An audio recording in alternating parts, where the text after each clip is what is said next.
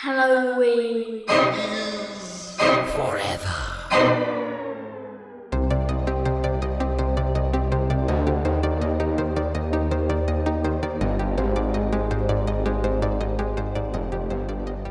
Stephen, my boy, how are you doing this? Fine, almost. Well, actually, the day this comes out will be the first day of fall.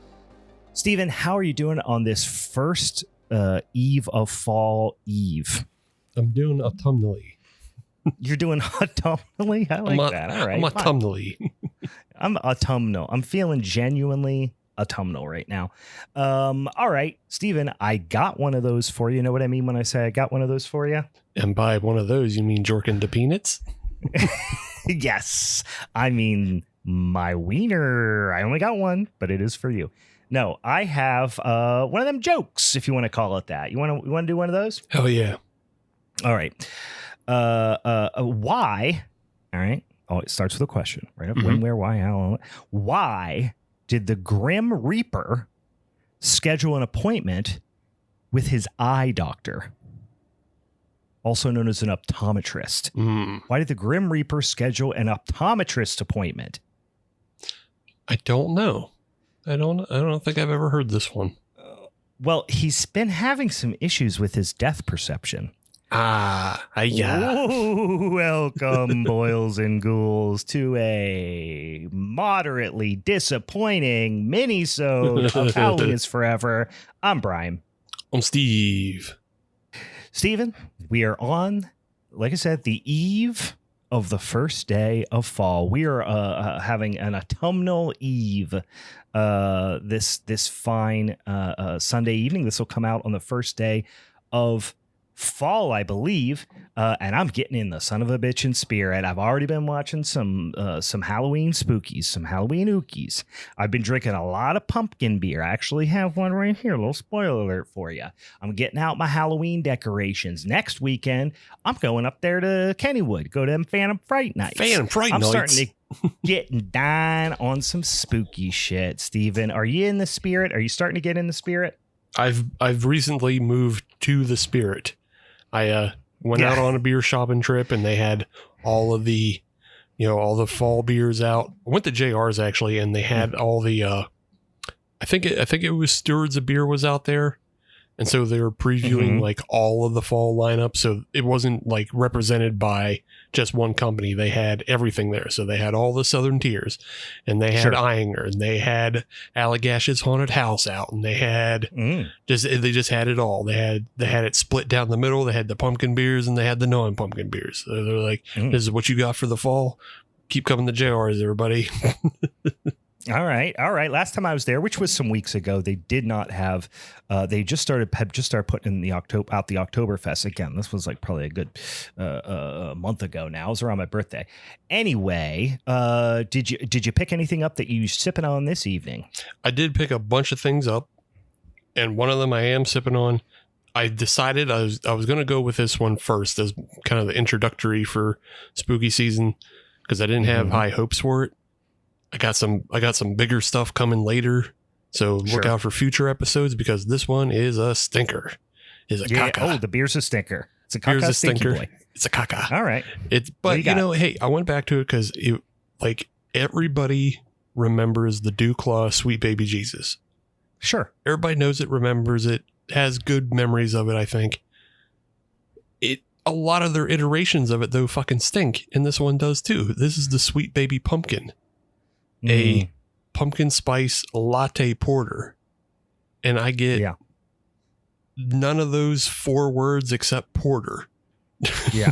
Yeah, that's unfortunate. I'll be honest with you. I was never a fan of the Sweet Baby Jesus. Just not my cup of tea. I'm not a gloop glop monster though. But that was never really something I was particularly impressed by. It was always way too sweet for me. And honestly, I don't know if I've ever tried any of the variations even because they're just like, it's not my cup of tea, unfortunately. But I'm sorry your pumpkin beer journey for 20 and 25 is off to a rough start. It was a sacrifice. I wasn't too worried about it because I know I got some goodies coming up. You came in with tempered expectations, it sounds like. I, on the other hand, am putting something in here that just meets my expectations every time, which has become my go-to pumpkin ale for the season, which is Sam Adams Jacko. It was last year. It's going to be this year again because it's only 4.4% alcohol. And do you hear that autumnal refreshment coming through the microphone? Heard that. It's got some malt character to it. It's got some sweetness, but not too much. It's pretty light, but it's got tons of pumpkin spice character to it. I fucks with it. And I'm going to continue to fucks with it for the rest of the autumn fall season here. You also like the Dogfish Head pumpkin, right? I do like the Dogfish Head pumpkin, and I should have gotten some. That was when I was like, I want to get a pumpkin cider. And I got that Mackenzie's pumpkin cider, which is dog shit. And I should have gotten pumpkin, but I will next time I go out. I like the Dogfish Head pumpkin very much as well. But Jacko is just like I said, for the ABV, because I like me. I like to drink my quantities of beers without getting all too loosey-goosey, giving myself a headache or something like that. So this one really, I like to get after it. Sure. All right. Got my pumpkin beer here. Watching a film in the background. For those of you who like to hear what I'm watching in the background, I'm watching a movie. It's a Tubi exclusive. Tubi exclusive. It is from the year of our Lord 2025. It is called Takeout, and it is a movie about a group of restaurant workers at like an all night diner type situation that I expect will be terrorized in some capacity. So we're getting down on that, and I just saw Jenny Slate pop up in it, and I like me some Jenny Slate. So you know what? I'm off to a good start. We'll see how she goes.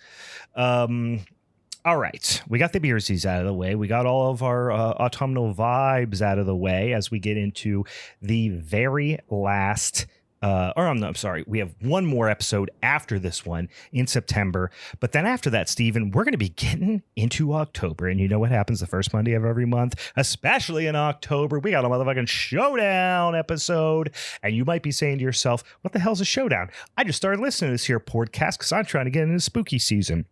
Well, listen up, fuckers. First of all, where you been? Get the fucking lead out of your ass. Get serious, because spooky season is here, guys. And we do sticky, sweet, spicy, cinnamon, clove, nutmeg, dusted content on the interwebs every son of a bitchin' Monday. But that first Monday of every month, that's a special one. That's what we call a showdown episode. That's when me, Steve, and our guests, sometimes our collective Patreon community, pick a movie that's associated with a particular topic. You might say, where the fuck is that topic coming from? Listen up. You're new here. You're not calling the shots. Sit there. Let me explain it to you, you rat fucks. Just walk in like you own the place.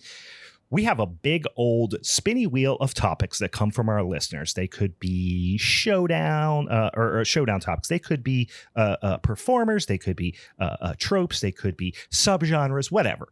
We spin that wheel 3 times. We put it out on the social medias. You'll vote on which ones you want us to do. Whatever topic wins that vote, we pick movies associated with it. And then that's when the elbow drops come out, right? That's when the motherfucking flare chops come out. Someone is eventually going to get jackknife powerbomb through a table, probably. Couple 2 counts, couple close calls. Maybe even somebody's going to win by disqualification. But ultimately, somebody is going to take home that son of a bitchin' championship strap. Not a trap. Maybe it is a trap. Who knows? It could be a trap involved. Maybe there's a trap door under the ring. Maybe you get thrown into a casket and there's a trap door underneath it, and then you come back out from underneath the ring, circle around, hit somebody in the back of the head with a chair. Most of the time, not a trap. It's a strap. A son of a bitchin' championship belt that is taken home by the winner at the end of that month. And of course, the winner go the spoils. They get to bestow upon their hapless victims a punishment episode in the very next week. A little bit different in October. Every year, we have a completely different wheel that we only use once a year. It's called the Wheel O'Ween, Stephen. And I think you said we're up to probably close to 100 movies on the Wheel O'Ween right now, right? Yeah, in and about there, because it's all movies that occur at or around Halloween, have something to do with Halloween. That means there's also just a lot of Halloween entitled names on there. Halloween H2O's on there. So sure, it could Why come wouldn't up. It be? Yeah, we might have a Halloween puppy or two. Who knows, guys? But instead of us picking a movie associated with a title, we're just going to spin that son of a bitch and wheel for our guests, and that's what, and for Steven and I, and that's what we're going to have to deal with. And it is time to do that because we want to give you a couple weeks to be able to watch those movies if you want. Steven, why don't you tell the boils and ghouls at home who our guests are going to be, and then let's get to spinning that goddamn wheel because I'm fucking jacked. All right. First, we already announced returning for his chance at the belt. I don't think he's won it in the past, but he's just going to always get a chance. He kind of always gets fucked or fucks himself, if I remember. Yeah. So we'll see. Maybe we decide where he goes on the spin. Maybe he goes first to get the best chance, or maybe he goes last to get a better chance. I don't know how we think, but returning, of course, Big Ween Ben. Big ol' Ween Ben. He's earned that nickname because I believe he's appeared on at least one or two past Wheel O'Ween Showdowns. So he's now recurring Big Ween Halloween guest. He was Bigfoot Ben, Big Top Ben, and now Big Ween Ben. Okay, so we're gonna spin her 3 times. One for Big Ween Ben. We're gonna spin her 4 times. Ooh. We're gonna spin her 4 times. We got news because, like I said, we were talking in code about how a certain guest that everybody wants wasn't going to make it for the showdown, but they'll still probably be on in October, and that still stands. But I was talking to somebody else, and another person. We have also sort of it's not a full retraction or a correction because we don't do those. We're not journalism. Sure.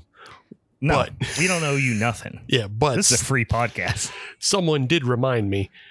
Remember last week we were talking about the wheel and we were talking about that film Diced Reloaded. Oh, yeah. And that's on the wheel. That's part of it. It was actually Halloween. It was Ian. Oh, yeah. It's Ian from the Halloween spooky show over in Seattle. Yeah. The Halloween Horror Hour. He was the one who told us that he was originally going to make us watch Diced. Right. And then we couldn't find it.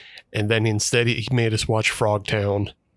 Right. And then, or not Frogtown, whatever it was. No.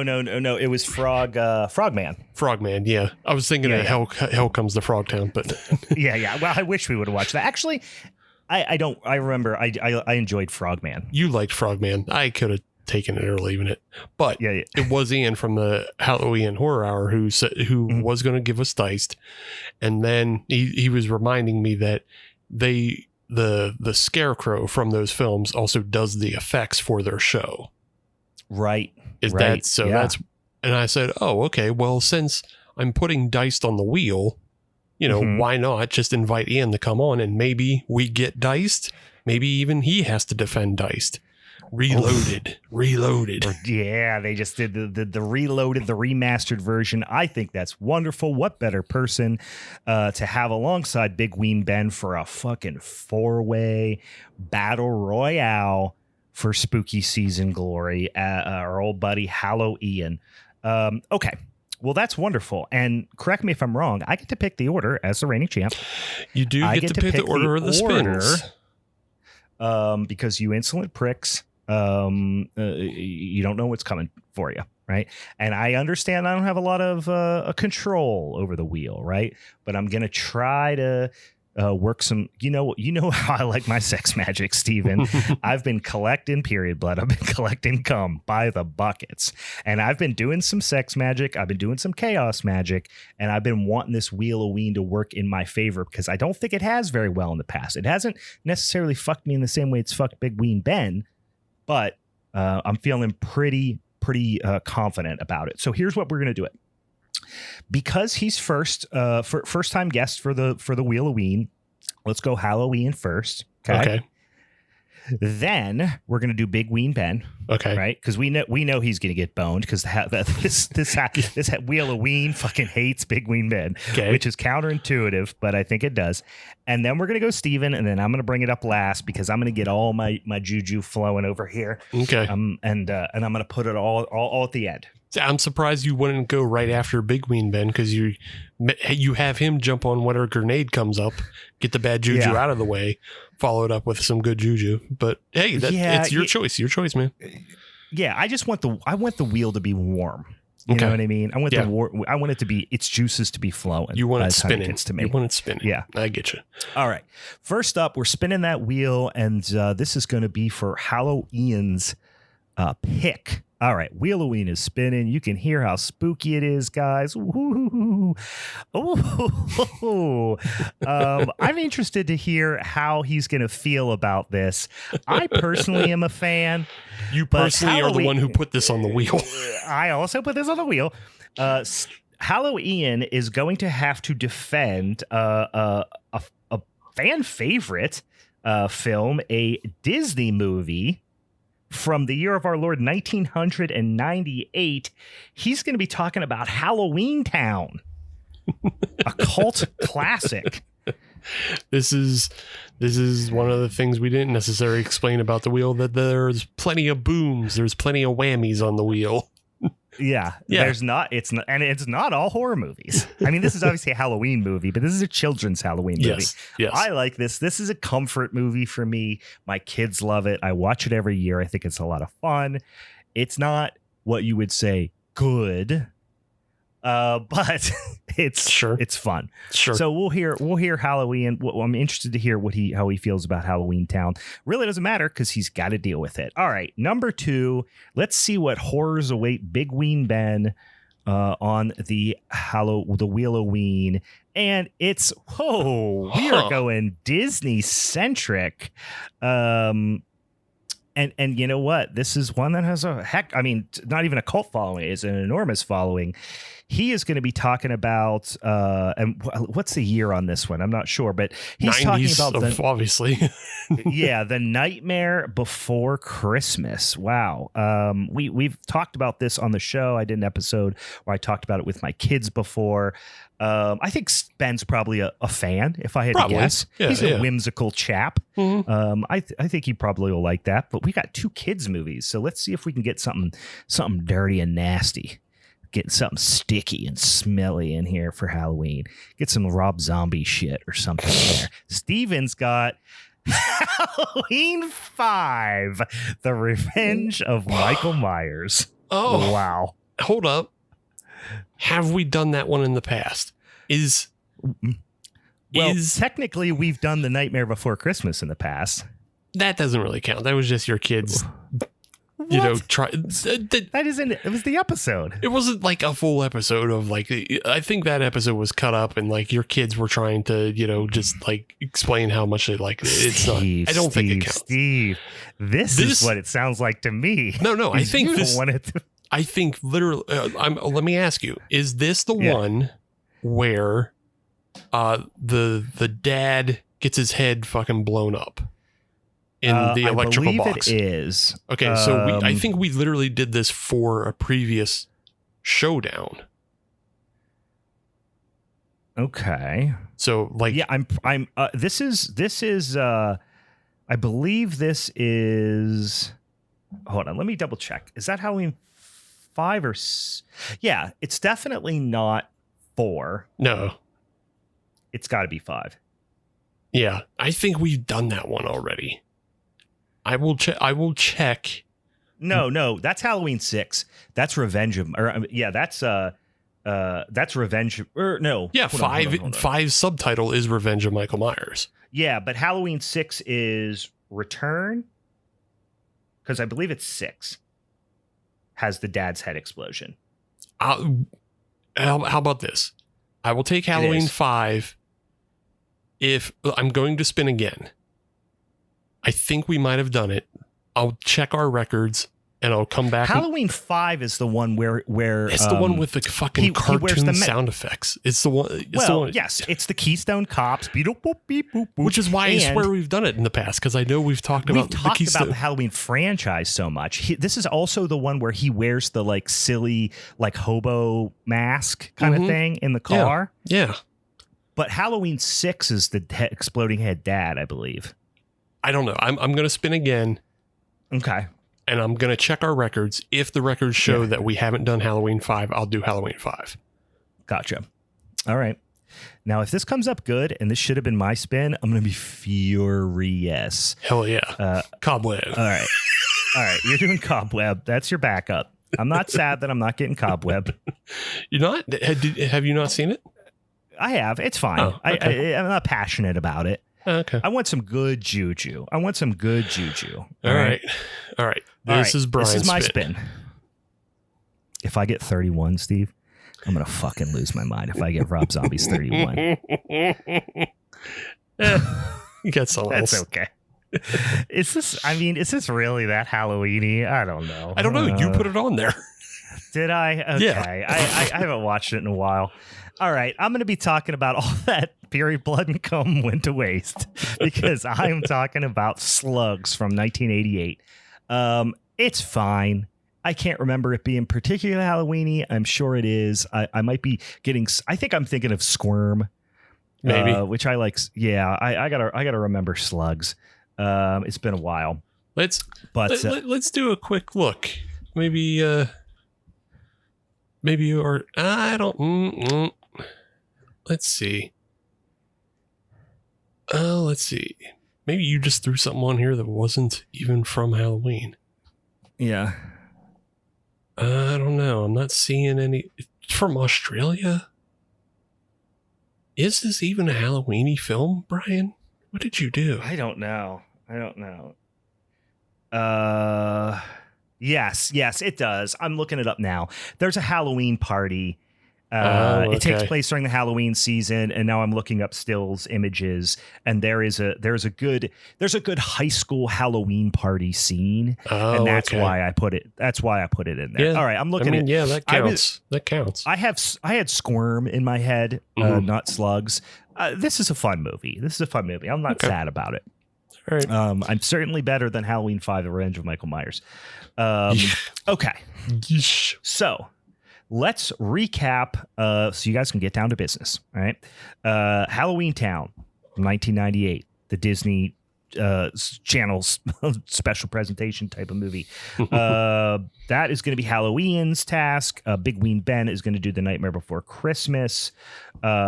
Steven is going to talk about Halloween 5, The Revenge of Michael Myers. Unless he proves that we did an entire episode on it, which I don't think we did, then he's going to do Cobwebs. And then I am going to do, from 1988, Slugs. So I'm going to get down on some Slugs, guys. All right. That is for not next week, but the week after, the first Monday in October. That'll be our Wheel O'Ween Showdown episode. We'll have a little 4-man rumble. All right. Real quick, Steven, do you want to talk about what's going over on the Patreon before we get into this movie? This quick. Feature film. You jump on the Patreon, patreon.com/Halloween is forever. You log on, you pay $5, you get a whole bunch of shit, including in that shit is reviews and recos, and upcoming for October, 31 days of horror, where I write up just a new horror movie every day. You get to read about horror movies that I like. Some of them are going to be from 2025. Some of them are going to be from 1970. Some of them are going to be from 1920. You know, they're all over the place. You get to learn about all kinds of horror movies, new and old, favorites, trash, not trash. It's all over the place. Maybe I'll watch that Tubi original and see if it's trash or not. I mean, so far, I don't know. It's the jury's still out. Fine. there is a mean lady that has a dog, a little dog, and there's a lot of things happening with the fryers, and I do get a feeling this dog's gonna get put in the fryer. Okay. Yeah. It's good foreshadowing on that movie's part. Yeah, that's what happened. Just saying. Haven't watched it yet. I think this dog's going in the fryer. Fair enough. So we got all that going. I tend to have a sixth sense about these sorts of things when it comes to coming. putting pets in fryers. Yeah, we'll see. So we got all that going, and then we also have the monthly exclusive podcast, 90s is Forever, which is currently running as our series on Patreon, and it is 90s movies that are absolute garbage, made from cocaine wishes and just, I don't know, prostitute dreams. I can't explain how bad these films are. They're all forgotten media for the most part. People have tried to memory hole them. They did not make the jump to DVD, and especially not to Blu-ray for the most part, because no one has fond memories of these films and nobody wants to bring them back up. Many of them live on the deepest, darkest corners of YouTube or archive.org. Yes. Media archive. Yeah. Yeah, they are horrible. They usually have some sort of horror tie. Well, they all have a horror tie to them as well. So if you're interested in us, hearing us talk about, get a little bonus episode, hear us talk about, Silence of the Hams. That is a movie that we watched, things of that nature. Come on, join us. You also get our 2 previous backlog of exclusive Patreon podcasts. One where we did 10 months of watching really shitty right-wing Christian propaganda horror. That sucked and was stupid. It's pretty much just telling you you're going to go to hell for being gay or jerking off or whatever. And you know what? You've already heard me talking about cum and period blood for a while, so I assume that scared off all the fucking psycho weirdo people out there who think these movies are cool and have value. We do not. We make fun of them. Also, we got some new people coming in this time of year, so I do want to remind you, just in case you get too far in the episode, my New Year's resolution was to kill God. I still have 3 months left. Sure. That's where I'm going for it. I'm going to try to trick him.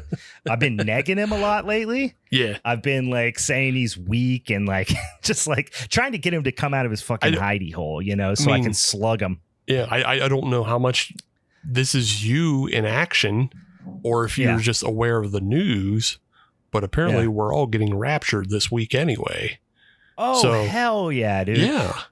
I did not see that. Did that just come out? Yeah. So Christian TikTok went wild, and nice. And they're predicting, I think it's the 24th. So you might get a clear shot at him. It might have worked. Hey, it might have worked. I've been negging him. Like I said, I've been like saying things that he would hate, and I'm talking about like Christian nationalist God. Like I'm going after his ass. I'm not talking about like, Azeroth and that sort of like cool old gods. I'm talking about Christian nationalist white God. I've been negging him. I've been like calling him gay and stuff, like, cause that probably pisses him off. And I've been saying stuff like, how are you going to be an alpha if you are scared of God? You know what I mean? Alphas aren't scared of nothing. You're gay. And I've been calling people cocks and calling them gay and stuff. Yeah.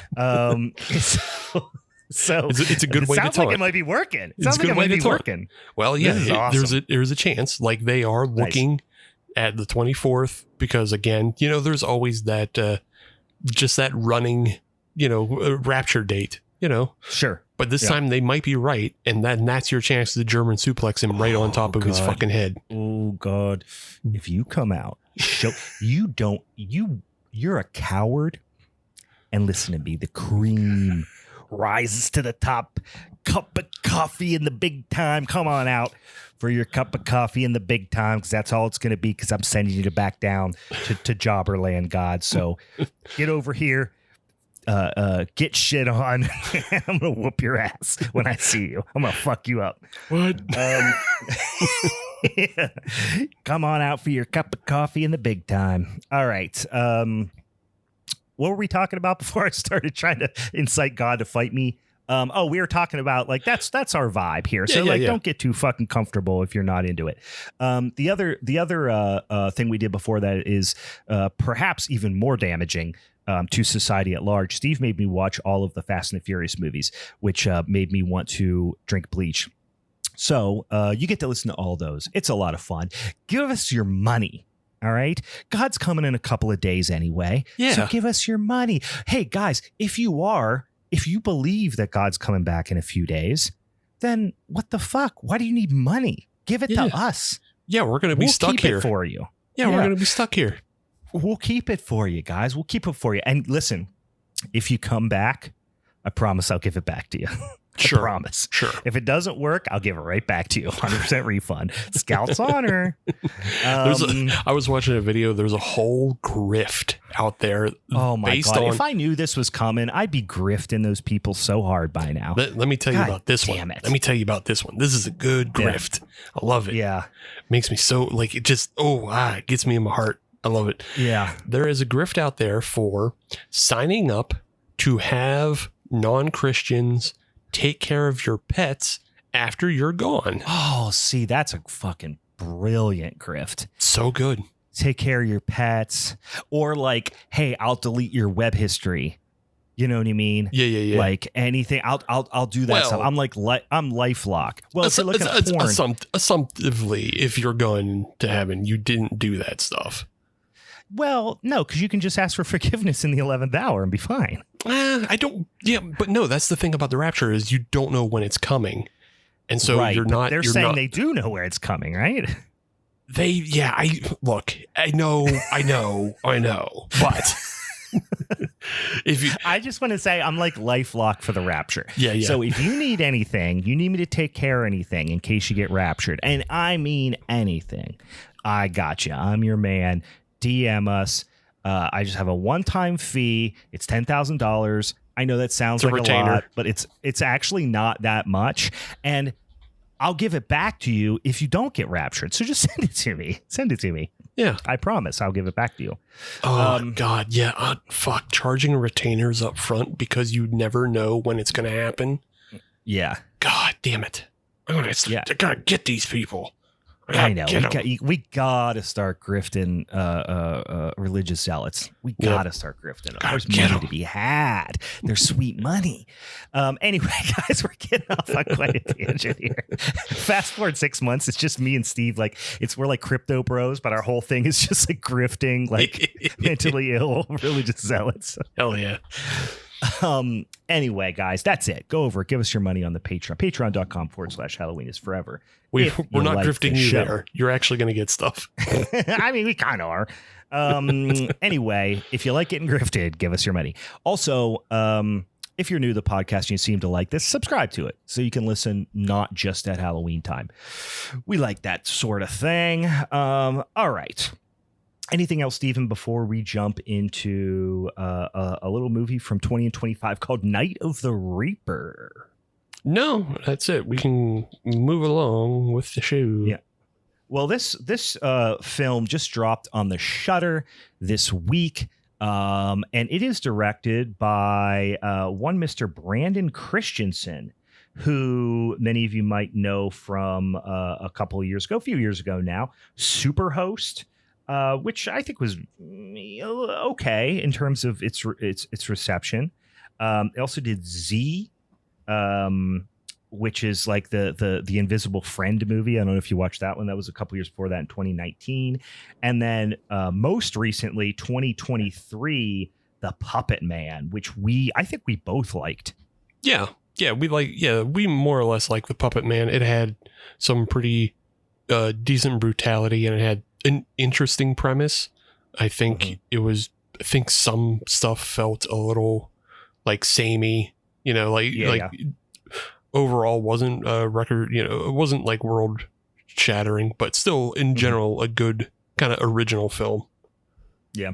And then some of you might have enjoyed 2017's Still/Born, which is a weird title. That was about a damn killer baby, which I always think is fun. And then I did not watch. Oh, that's a short. Yeah. And then there's just only a couple other shorts. So not a ton of directing credits, relatively new, but he also has done a ton of visual effects as well for movies that we've talked about, movies we've done on the podcast. It's a Wonderful Knife. We didn't do Influencer. I don't know if we talked about it, but we did do Bliss, I believe. We talked about VFW. We've talked about Bliss and we've talked about VFW, but I don't think we've done either of those on the show. Oh, I thought for sure we did VFW for an episode. No? No. We've just talked about them. Okay. In any case, got some good credits on here. Like I said, this movie just dropped on the Shudder, so that's where we're watching it. A lot of people talking about it. Seems to be pretty polarizing. Seems to be that's probably not fair to say, because everything on Shudder, the reviews, we talked about how we love Shudder as a streaming service, but the reviews are fucking unhinged. It's either this is the greatest movie ever made, or I hate you and I hate everyone who made this movie and I hate everyone who likes this movie. There's no in between. And I think that is probably more of the weird environment that is the Shudder comment section and reviews. Because I can imagine this movie, being fairly well received, but it's not doing anything groundbreaking. Right? No. Yeah. It's pretty average. I think it's fine. I think it bites a lot off of other films, and like I think it's okay, but I don't think it's gonna knock anybody's sock off. Yeah, I'm sure we have probably a couple of the same films we're thinking of that it knocks a lot off of. But I'm interested to see some other references you got to, because it is very. I don't even want to say derivative. It's so I will say, all right, and we're spoiling this up front because we didn't we usually talk about some of the stuff at the end, because we'll go through the general kind of plot and some of the things we liked and didn't like and performances and all that stuff. But this movie, I will say, is a bit of a meta kind of takedown, if you will, of like formulaic, predictable types of slashers, right? Mm-hmm. However, it's a little bit of a cell phone because they made a movie that's 75 to 80% of formulaic, predictable slasher. Yeah. It has a twist to it. And this movie didn't remind me of it, but it reminded me of a film that kind of did it better. Did you see Clown in the Cornfield? Yeah. Okay. So there was a twist in that film, but it comes a lot quicker. Yes. And so this twist isn't until the last 20 minutes of the movie, or 25, maybe. I don't know. I mean, I was counting it. It was literally like, this movie's an hour 30. It was literally like a little bit past the hour mark. And I was like, okay, I get what you're doing now, but I just had to sit through. You had to watch an hour of pretty fucking boring stuff. Of a regular kind of slasher film that is like, it's plotting, not a whole lot happens. So I think the movie this takes the most off of is The House of the Devil. Yeah, that was the one I knew we'd agree on. Mm-hmm. Ty West's House of the Devil. I mean, the aesthetic to the lighting in the house, to the type of house they picked to shoot it, to, I don't know if I would even say maybe I would say this protagonist, she's not quite as perceived as naive as the protagonist in Night of the Devil. Right. But a lot of the visuals, a lot of the setting, a lot of walking around a house, hearing noises, becoming alarmed. But it doesn't have the tension building of the House of the Devil. It doesn't have the twisty turns and the shocking elements, although there was a couple cool moments as House of the Devil. And while like there are some good, cinematography bits in this film, is nowhere near House of the Devil. Like that, that I think that's what really carries that film, for not a lot happening in House of the Devil. Because we talked about it when we did that film for a showdown. Because it had been like the third or fourth time both of us had watched that film, and even we were getting a little like tired of that film because we knew all the tricks behind it, and we've seen it enough. So like the cinematography can only carry you so far. And this film doesn't even have that level of interest to it. So it's kind of like, And it doesn't have Tom Noonan, and that doesn't have Tom Noonan. Hurt it. Doesn't Tom have Noonan being a super creep. You know what I mean? Doesn't have Greta Gerwig for an inexplicable reason. Random Greta Gerwig, random but very welcomed Mary Warnoff. It doesn't quite have the cast. Although I will say I did like the Jessica Clement, who plays Dina. I thought she was pretty good. She's fine. Like, I don't think there's a bad performance except for maybe one. I would say one, and we'll talk about who it is. I think we're probably talking about the same one. Probably. Maybe 1.5, but we'll see. But so let's hit the main characters here. We've got Dina, like I said, played by Jessica Clement. We have Sheriff Rodney Arnold, played by Ryan Robbins. We have Emily, who is she's kind of a main character. She's certainly reoccurring, although it's like the same film, she's something that, we'll talk about at the beginning. She's in the beginning quite a bit.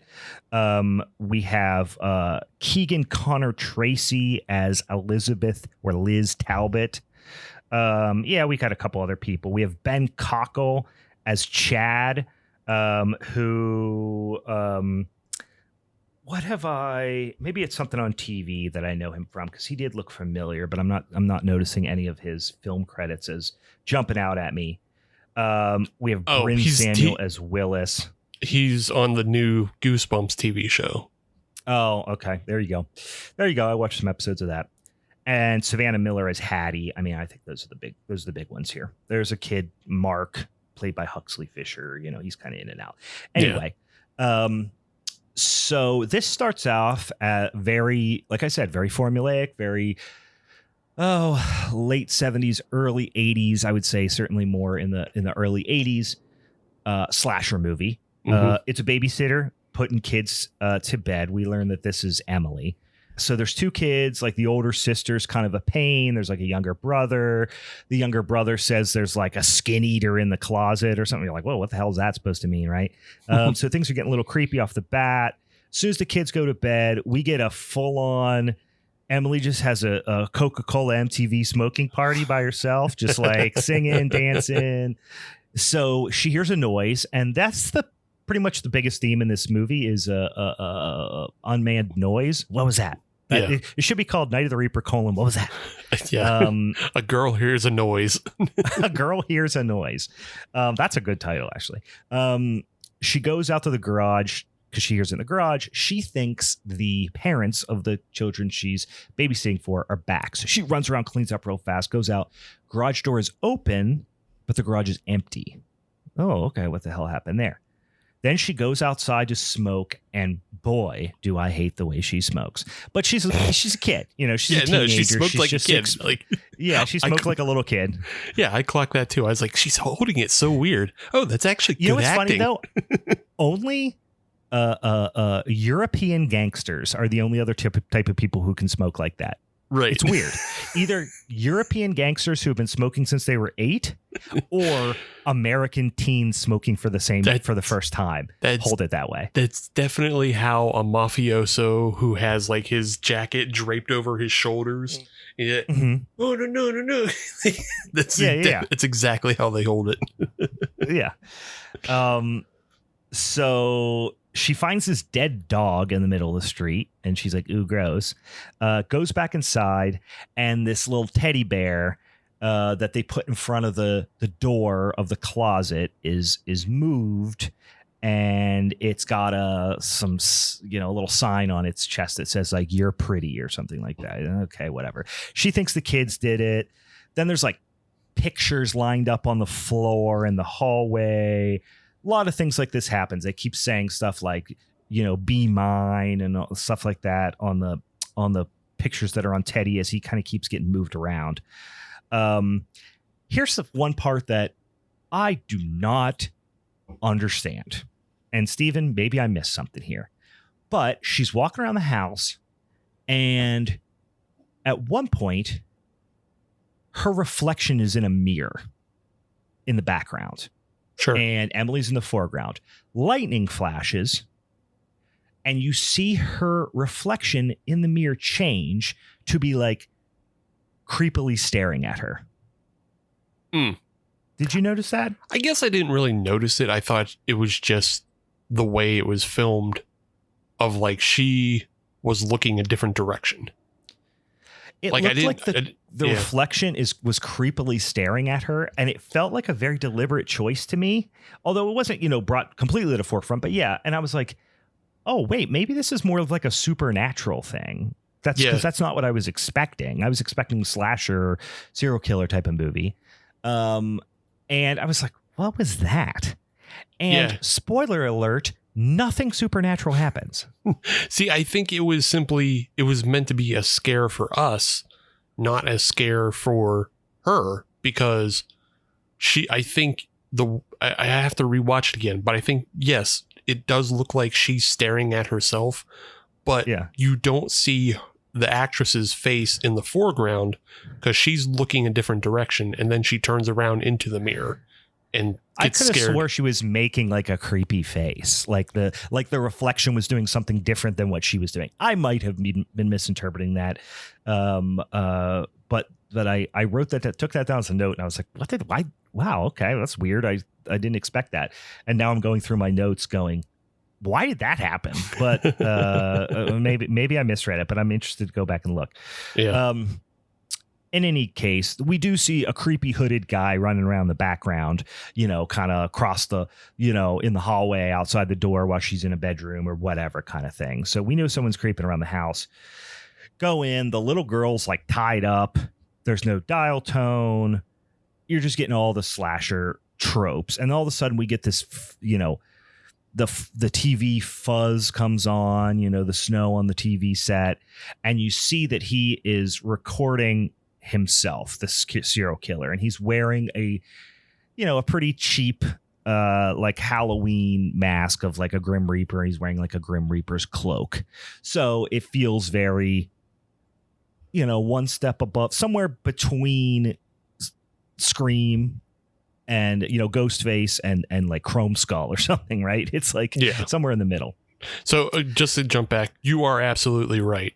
I've skimmed the movie and I paused it. I wish I could share the screen, but it's absolutely framed in such a way that her body is even cockeyed to the mirror, but she's standing straight up and down in the mirror, looking through it at herself. And then so the body positioning doesn't make any sense. And it is it's a total supernatural scare.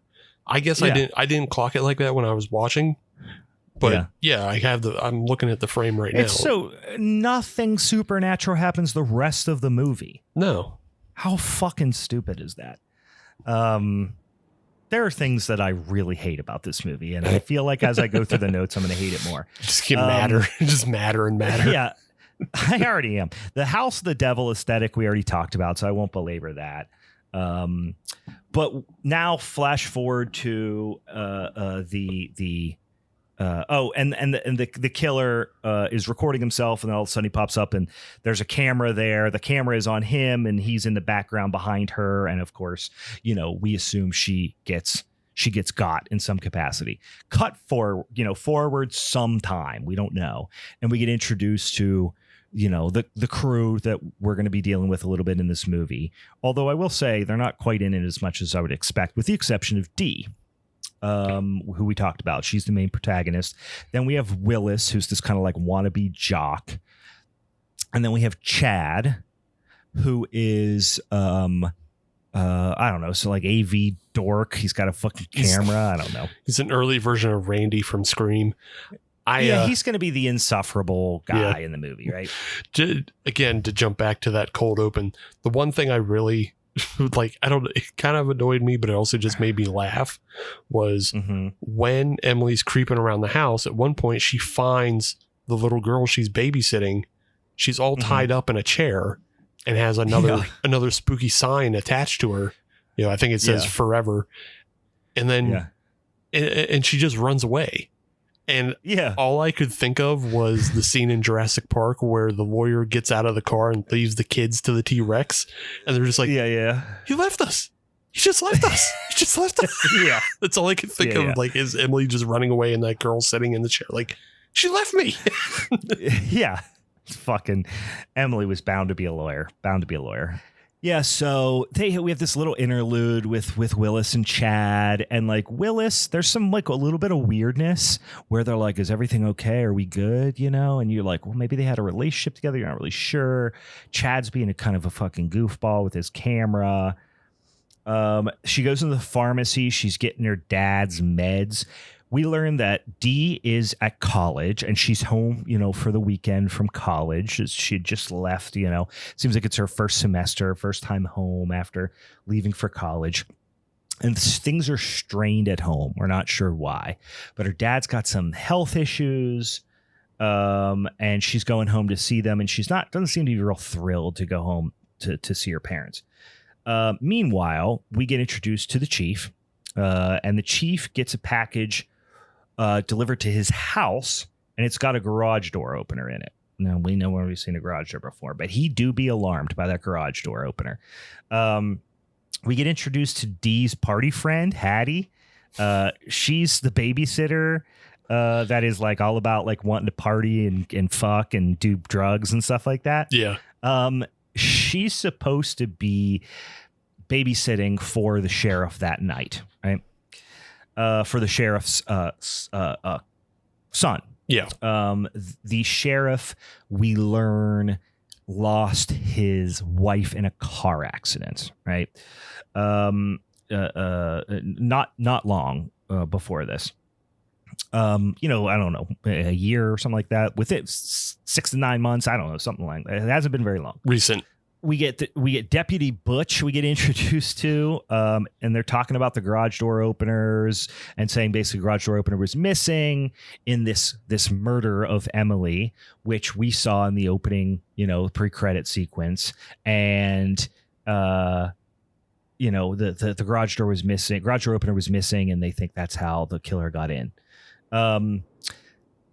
Dee's parents are weird. Dad's a straight up kook. I don't know what he's doing. He's sitting in a dark room just watching TV. I don't know what his deal is. We don't know what his deal is at this point. Yeah, he's like straight up catatonic.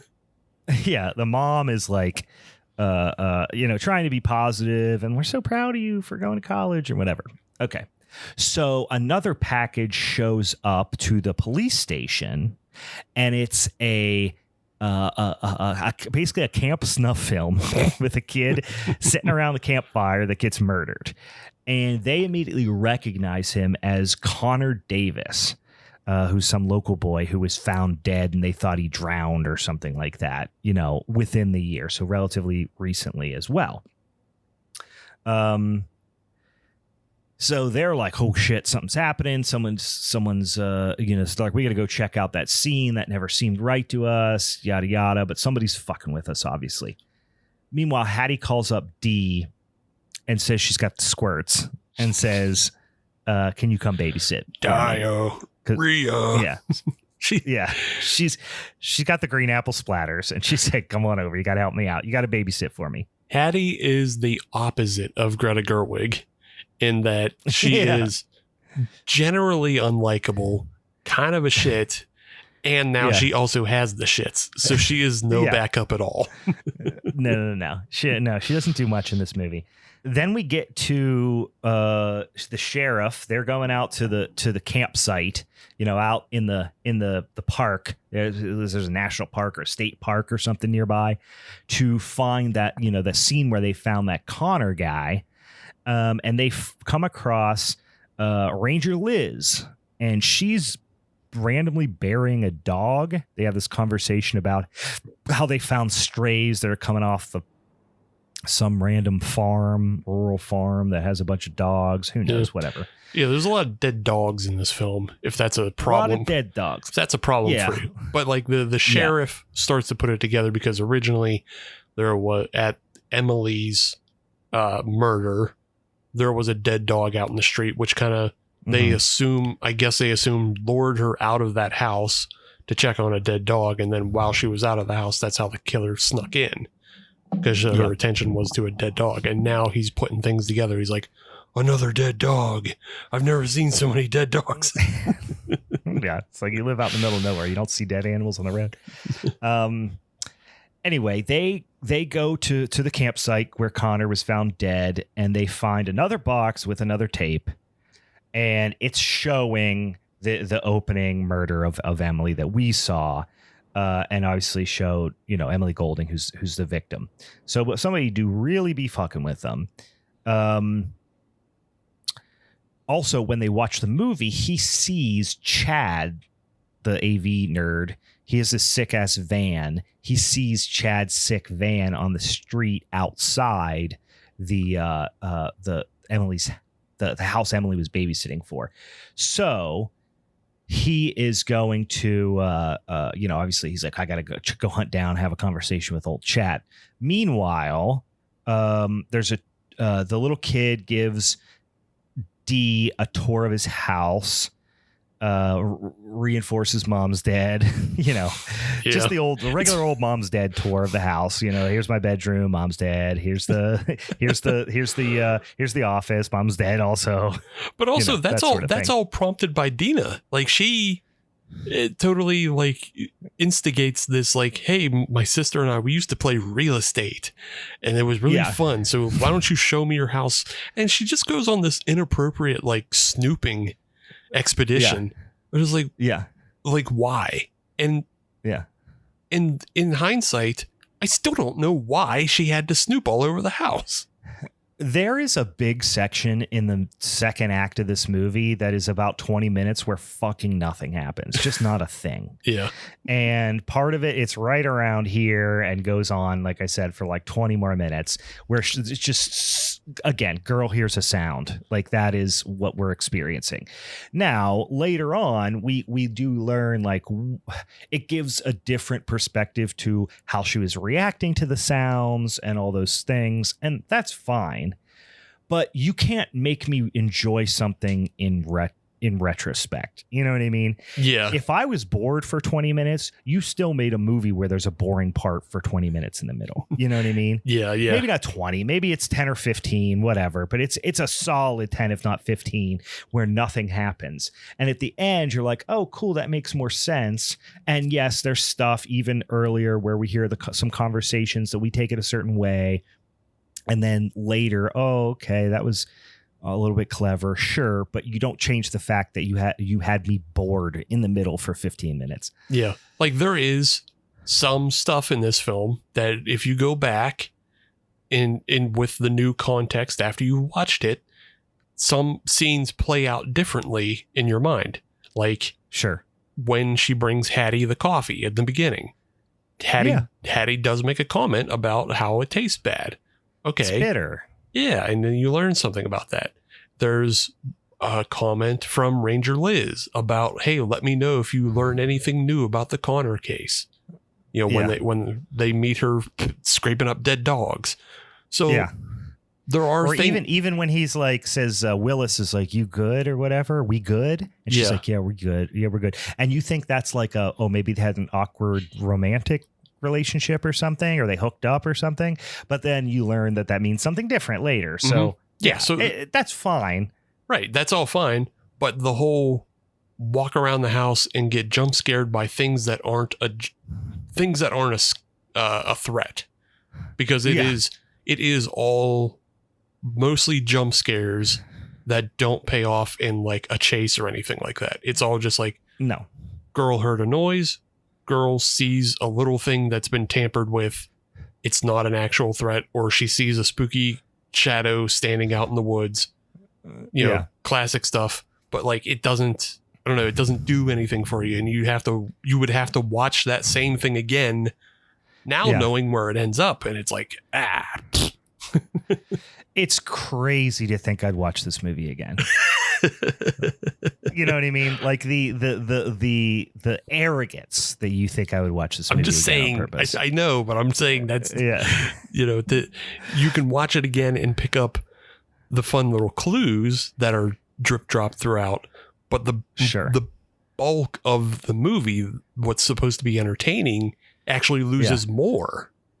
Yeah. Because because the motivation of Dina. Right.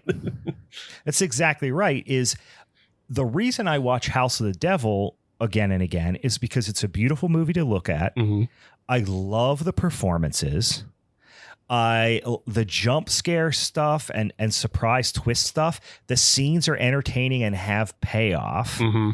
So I can watch it even knowing where it goes. This movie is one of those movies where I'm only watching it to see where it goes. And once I learn, I'm like, okay. Yep. I'm not going, there's not enough other things to go back to it for. Yeah.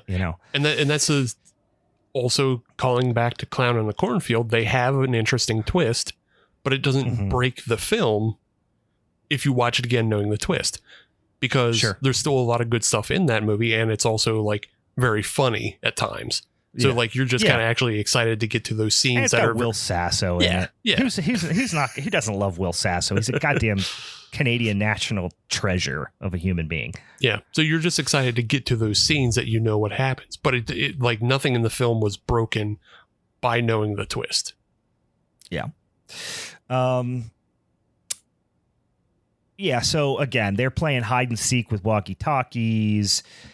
You know, there's something creepy out in the fog. She reacts in a weird way to certain things. Like, and again, it makes sense later, but in this moment, you're like, okay, whatever. All right. So as far as bad performances are concerned, like I said, there wasn't really much in the way of bad performances. I will say there's one individual, and we'll see if we share the sentiment, that the more he was on screen, the more I was like, dude, you got to tone it down a little bit. And that was our boy Chad. Oh, no, it wasn't Chad that bugged me. Okay. Who bugged you? Liz. Yeah. Liz was kind of Liz and Chad were on opposite ends of the spectrum. And maybe that's why I really didn't like Chad, is because he was so cartoonish. Yeah. And he, especially when he was because they wanted you to think that he was a red herring, and it turns out he wasn't. I mean, he was and he wasn't, I guess, because he wasn't actually the one doing the killing, but he was, we learn later that he was accompanying the killer. And Liz is so like just deadpan that it makes him seem even more comical, but he is just like spastic and ridiculous and over the top, sweating and like chewing the scenery and shit when they're in the police station. And I'm just like, see, I could read the room, but see, it didn't bother me. It didn't bother me because it reads like Mickey Rock and fade to black. Like Mickey Rock didn't need to do all the stuff that he did in that film. Obviously, this kid playing Chad, he's young, he's a go-getter, he's trying to go for stuff. And in fairness, the sheriff is giving him energy too. So it's not, He is. And later later the sheriff gives it back to him and gets all growly. Yeah. But Ben, I don't know, Ben Cockle listen, he might be great, and maybe 10 years from now I'll be singing a different tune, but he's not. Like Mickey Rock. He's, he could be the next Kyle Gulliner. You don't know. I don't know. I doubt it. Anyway, they put out an APB to arrest Willis because they get the feeling that Willis had something to do with this from talking to Chad, or maybe Willis will roll over on Chad. But anyway, Dina, again, between House of the Devil, they're also giving her big, Laurie Strode type of energy. Oh, yeah, sure. Right. But he give her a million, final girl slasher protagonists that obviously were heavily influenced by Laurie Strode as a character. But I think she puts the kids to bed. Yeah, but I think specifically because she's watching House on Haunted Hill, the original, from black and white. The original black and white. Like, she's sitting there eating popcorn, watching House on a Haunted Hill with this kid. Like, yeah, you're doing Laurie watching the Thing from Another Planet or Forbidden Planet with those kids. So yeah. It's kind of like whenever she I just got this, not only Laurie Strode vibes, but Laurie Strode vibes of a very specific scene line that I've always thought is one of the weirdest non sequiturs in Halloween, 1978's Halloween, which is where Laurie, kind of settles the kids down or whatever, and then turns kind of towards the camera and goes, "The old Girl Scout's done it again." You know what I'm talking about? I don't remember it off the top of my head. But. It's such a weird non sequitur line, and I always got the feeling that it referenced back to another line that had gotten cut out. Because it feels like a complete non sequitur, and it's delivered in kind of an awkward way, and it's endearing because Laurie Strode is such a dork in that movie. Yeah. She's such a nerd, and socially awkward and all that stuff that it reinforces that. It doesn't seem out of place, but it does seem that the actual text that she says feels like such a non sequitur. And Dina was giving me that type of vibes too, of like just kind of, she would just say self-assured things to herself in the mirror. Yeah. You know what I mean? Kind of thing. Yeah. Calling back to something that didn't have a callback to it. Yeah, the old Girl Scouts done it again. So it's like, okay, but we've never had it set up that Laurie Strode was a Girl Scout. called her a Girl Scout earlier. Like they do reference things of like, oh, she's she never goes out, you know what I mean? You never do this, and like we didn't know you liked boys, Lori, you know, we didn't know you thought about those types of things. Like they do obviously that bit, right? So you get kind of where it's coming from, but it's just the text is so weirdly specific because no one calls her a Girl Scout at a point before this. It reminds me of like, it always made me think that was just a little thing she said to herself at some point during the day and then referenced it back out loud later. Yeah. Anyway, Chief is like taking the law into his own hands at this point. Like, so we keep getting this back and forth of like, all right, what's the Chief doing? Meanwhile, what's going on with D? Now, meanwhile, what's going on with the Chief? And it's just this back and forth, but she hears something happening to a dog in the backyard, and all right, you know, a dog, something, you know, we knew dead dogs have popped up more than once here. Lots of noises, but nothing happens, like we said, and lots of back and forth, and you'll see Dina, and then we'll get like 45 seconds with Dina, nothing happens. Back to the Chief. 45 seconds, nothing actually happens. And it just kept going back and forth. So this is that time frame where I'm like, this had just kind of lost me a little bit at this point. But yeah. Nothing happens to either of them for quite a while. Finally, the sheriff gets to Willis's house, like basically breaks in, waits till somebody comes out, and then sneaks through like the you know, there's like a common door into like the lobby. It's like an apartment building kind of thing. Sneaks into Willis's place. Meanwhile, Dee suffers, you know, what I can only describe as a devastating wedding gown jump scare, complete with like spooky string music. Like, what the fuck? It's just she just turns a light on, and there's a wedding dress hanging there, and I literally like paused and was like, wait, was there something about weddings that I missed earlier that this is a reference to? Like, did her mom die in a wedding dress or something? Nope. Definitely not. Was her mom stomped to death at one of those bridal gown sales? Yeah, at the bridal expo. Yeah. Or is that how? Meanwhile, is that how? The sheriff's wife died. Yeah, died with wearing their wedding gown. Like, I could still fit into my wedding gown. Puts it on. A button snaps off, ricochets off the wall, goes right into her brain. The Chief now enters Willis's house without a warrant, by the way, pulls a gun on Willis and fucking slugs him in the face. Meanwhile, the other way, Dina is just hearing sounds. And then there's like an article that says the mom died or the wife died. It's like, who cares at this point? I've lost interest in this part because there's too many back and forths with nothing fucking happen. Now, the video he shows, the video he found at Willis's house shows that the person who made it was the cause not only of sheriff's wife's accident, like kind of jumped out in front of her, made her crash her car, which is pretty big assumption that that's going to work well, but jumps out in front of her, makes her crash her car, then goes up to her and just starts smashing her face against the steering wheel and kills her because she didn't die from the accident. He watches the hell out of this movie. He does not, like, he gets the idea. He does not have to watch this movie. Feels like another cop could do this. But no, he watches the absolute hell out of his wife being murdered.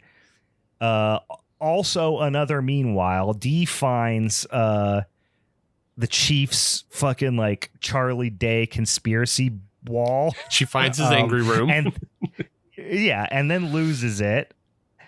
And it's just her. It's just like you mentioned this. It's her running around the house, but and it's like a haunted house, but all the scares are just like mildly concerning things. Yeah. Yeah. Like she runs into the kitchen. She's like, oh, my God, somebody left the bread out. Strings. It's not even as scary as like a cat jump scare, because like a cat like can actually jump out at you. Nothing can actually jump out at Dina in any of this. She just finds things and goes, Also, how fucking terrible is the detective work in this town that they can't tell the difference between a single impact from a car accident and somebody's head being bashed about a steering wheel over and over.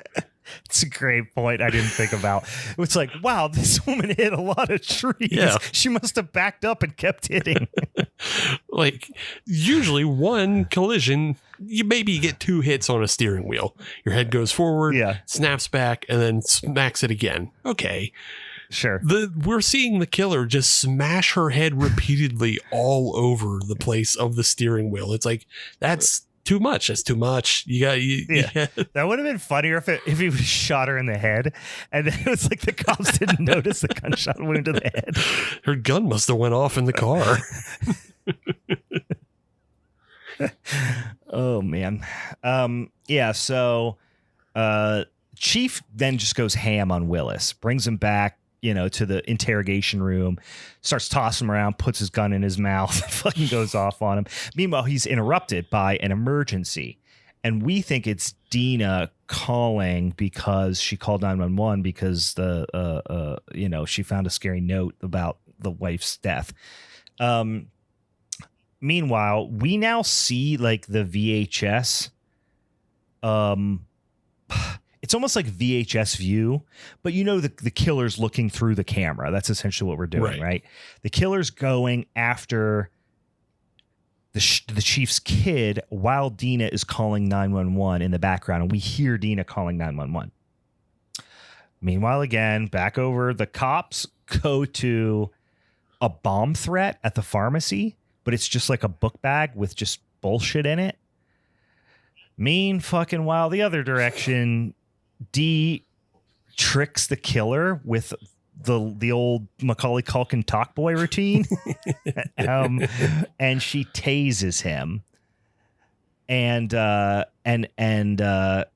he wakes up in a chair, like watching the opening scene that we saw, the snuff film that we saw in the opening scene. So now you're like, what's going on? Here comes the twist, right? So, and also, by the way, I guess Dee has the mask on now, right? So like, Dee did a little switcheroo in some capacity. She explains that she found some tapes at the killer's house. We don't know who the killer is yet, but she obviously does. She found some tapes at her house and yada yada. It's the park ranger. It's Liz. Yeah. And like, obviously, because why else would we have seen this 2 random non sequitur scenes with the park ranger earlier? That seemed really nice, because it seemed like at first they set it up of like, she was either going to be a bit of a red herring.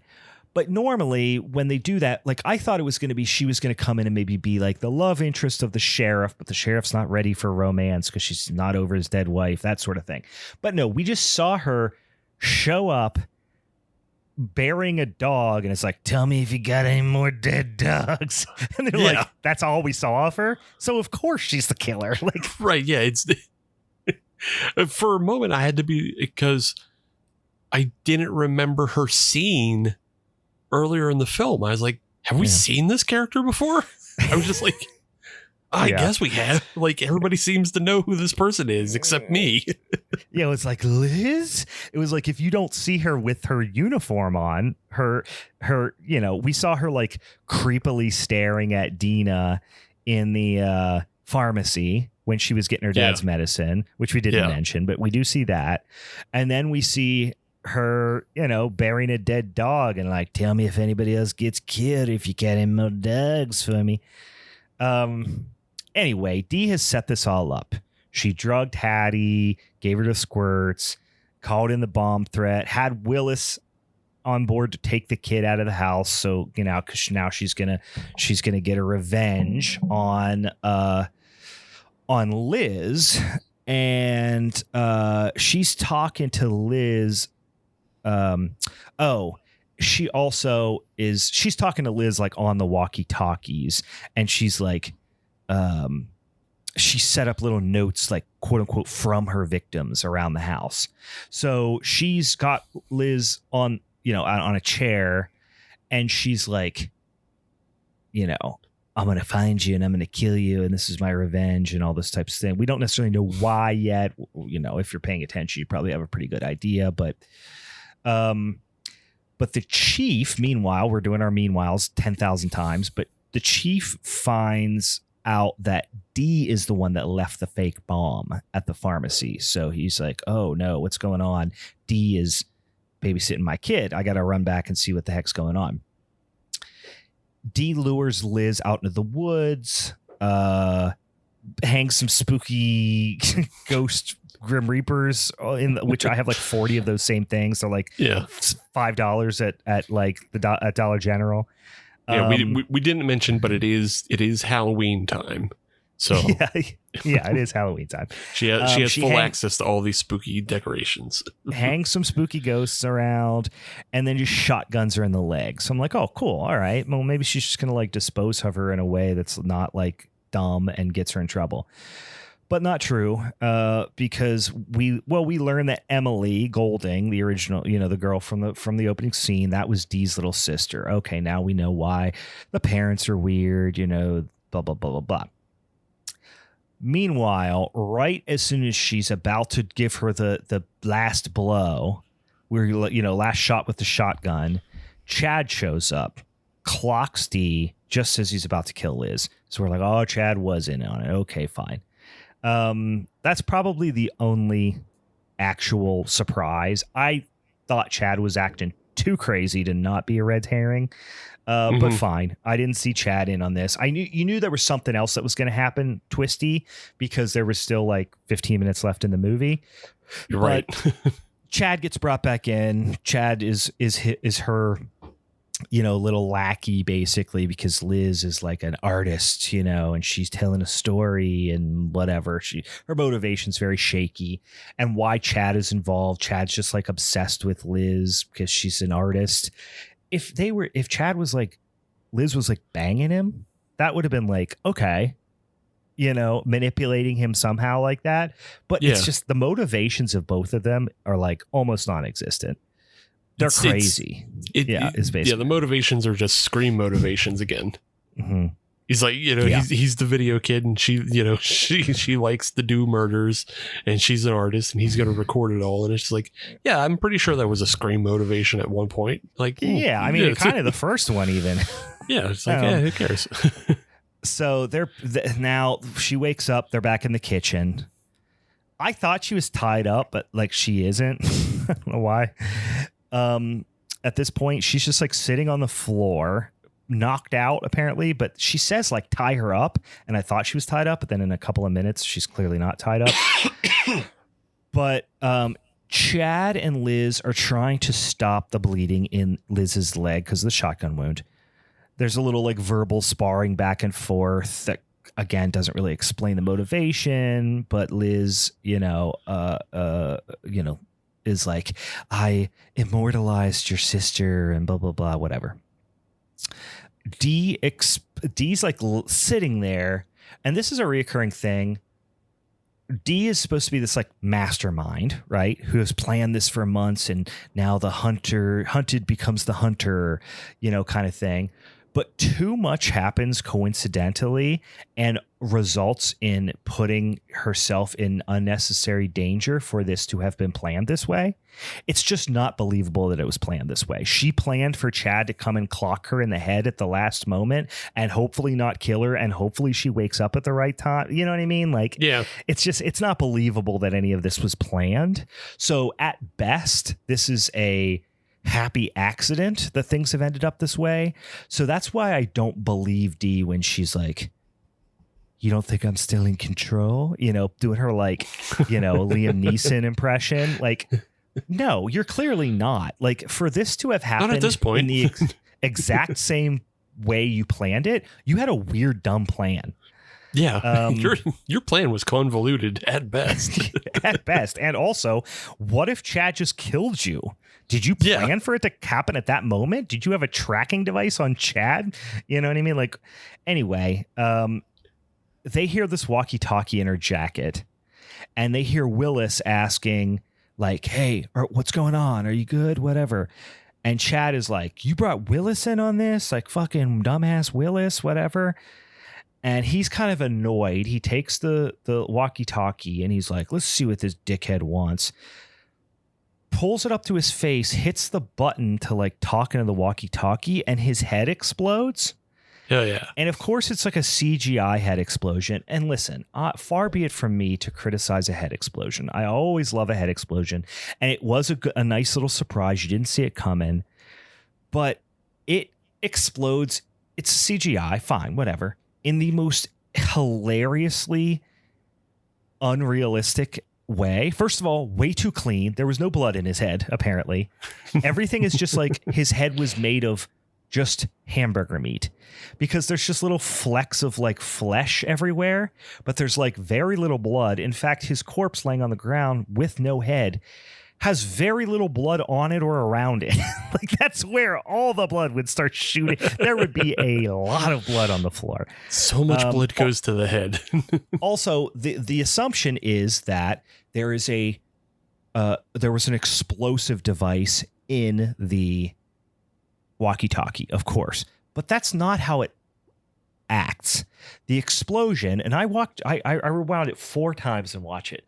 The explosion acts as if the mouthpiece of the walkie-talkie is a shotgun barrel. Yeah. That's how the explosion happens.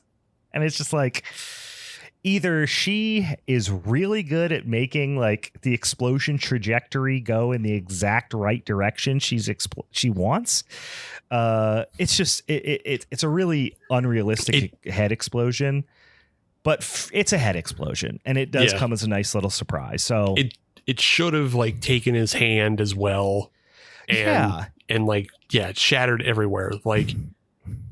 And it's something they set up earlier, so I wasn't mad about it, because they're like, hey, I took a fucking class on explosive gels and whatnot. Yeah.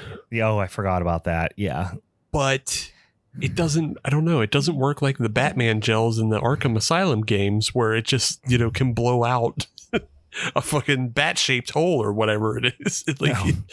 You had to, it had to have taken his hand and like, shattered everywhere, which is like also a cooler effect if it takes his head and his hand. That's crazy. But that would have been great, and like maybe it's half his head. No, it's like there was a shotgun blasted, pointed right at his head, essentially.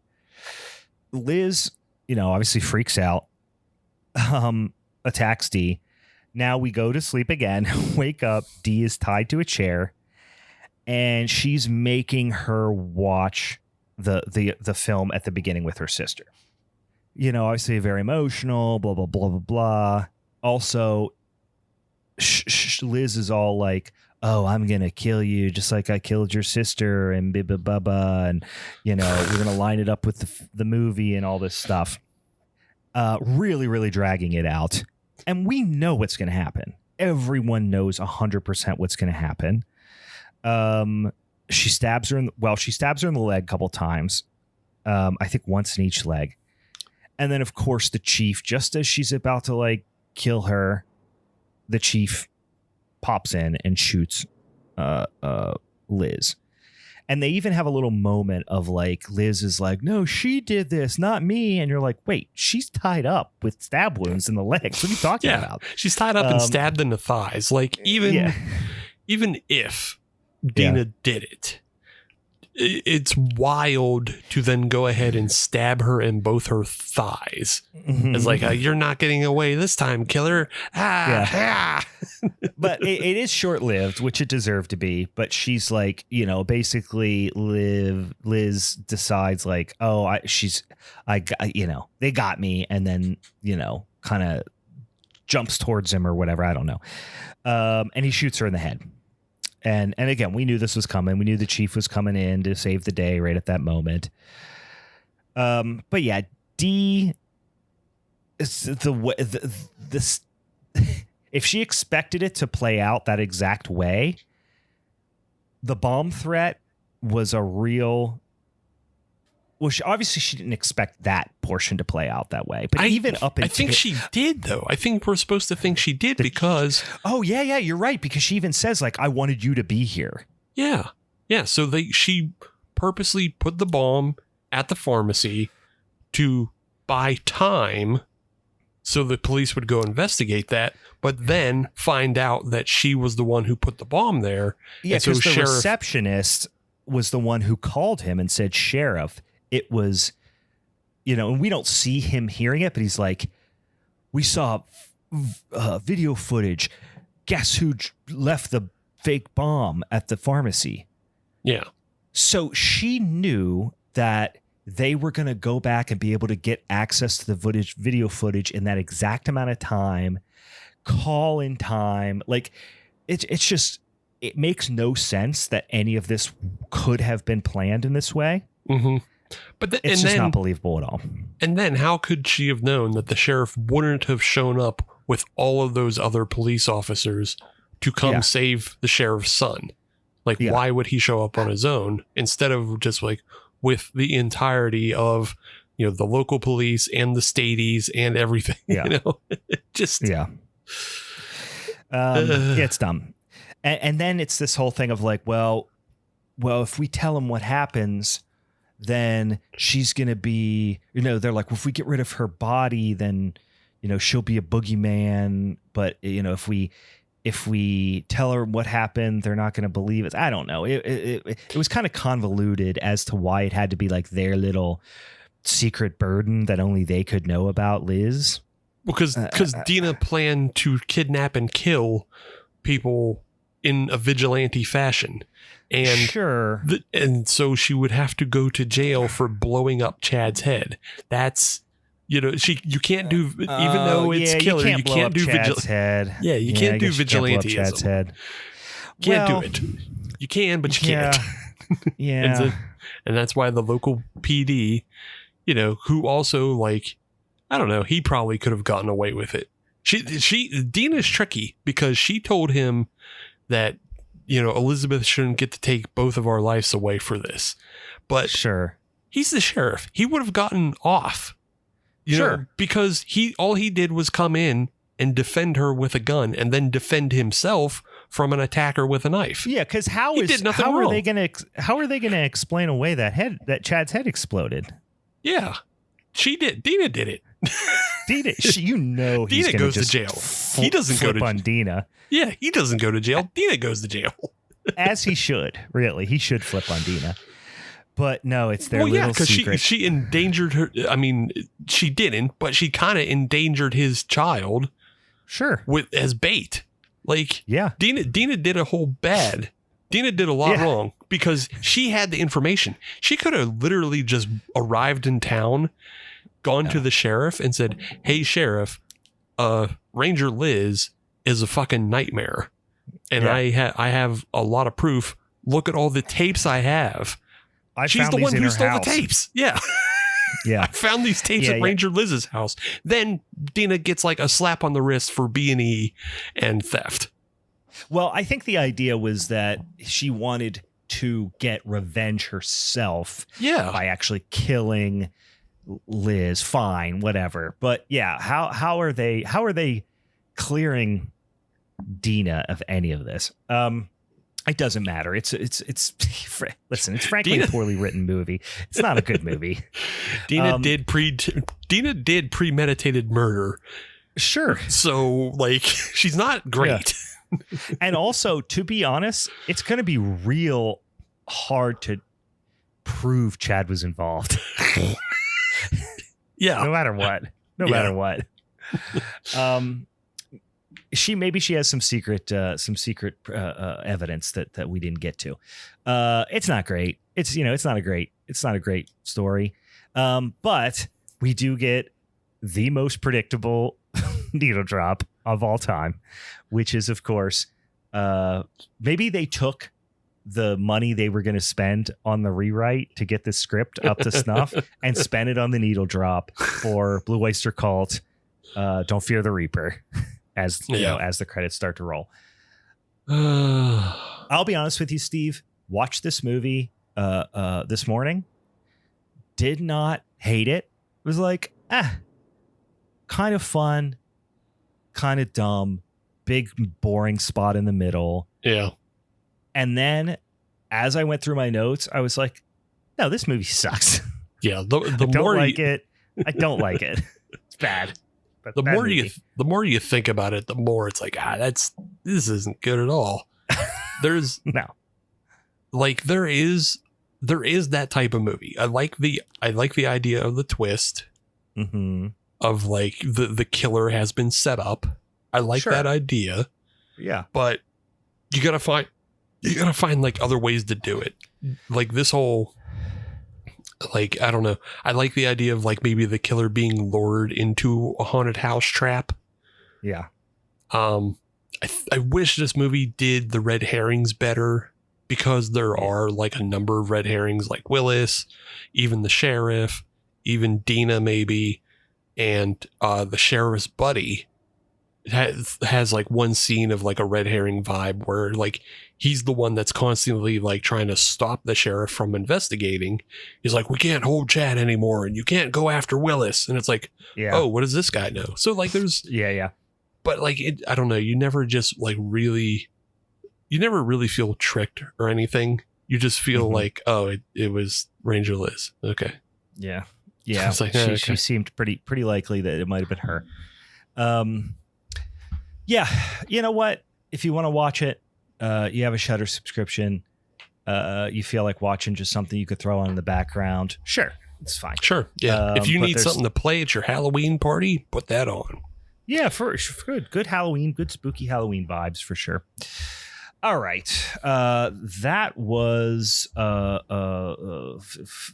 Fear the Reaper. What the fuck was that name of the movie? Night of the Reaper. What was the name of it? Night of the Reaper.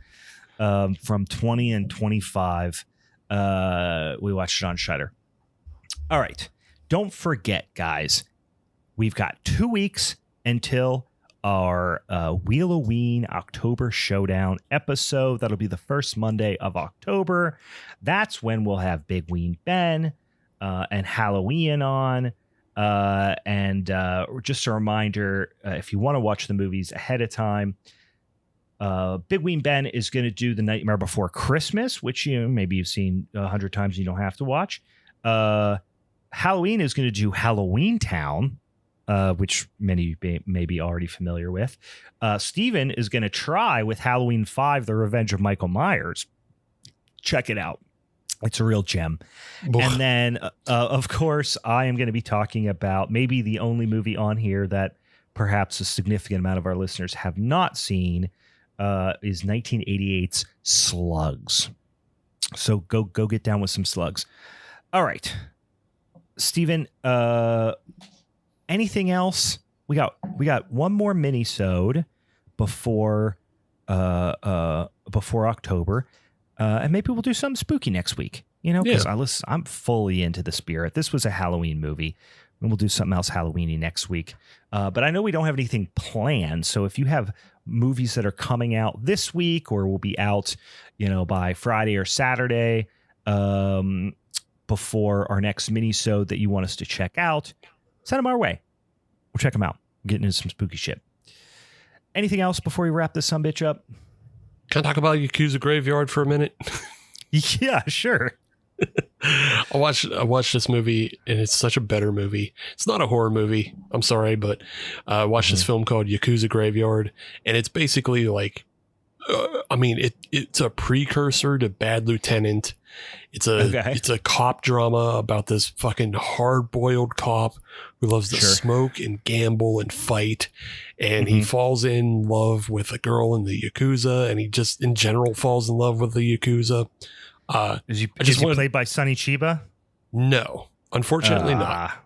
But basically, this film is like, if you like those Yakuza games, this was an entire inspiration for that.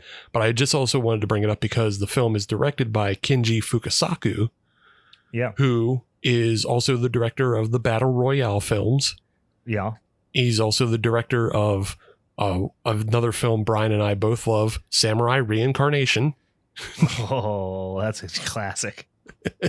And then he directed another film that is going to be the next one I watch from him, but it's called Virus.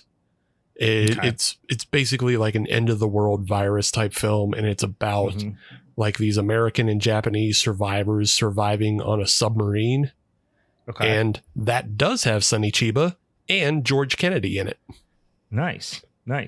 Yeah, this one has Tetsuya Watari, who is in a million things too. Like, if you like Japanese cinema, especially crime movies, he's in a shitload of them.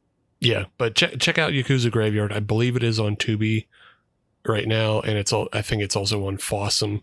But God, that movie is so fucking good because it's all smoky, dingy, dirty vibes, and the action scenes are like brutal and hectic. Like they're just insane to watch. So nice. That's all I wanted to bring up. All right, I might watch it tonight. All right. Well, for the Halloween is Forever crew, I am Brian. And I'm in the Yakuza now. And meanwhile, the episode's over. Yep. Bye.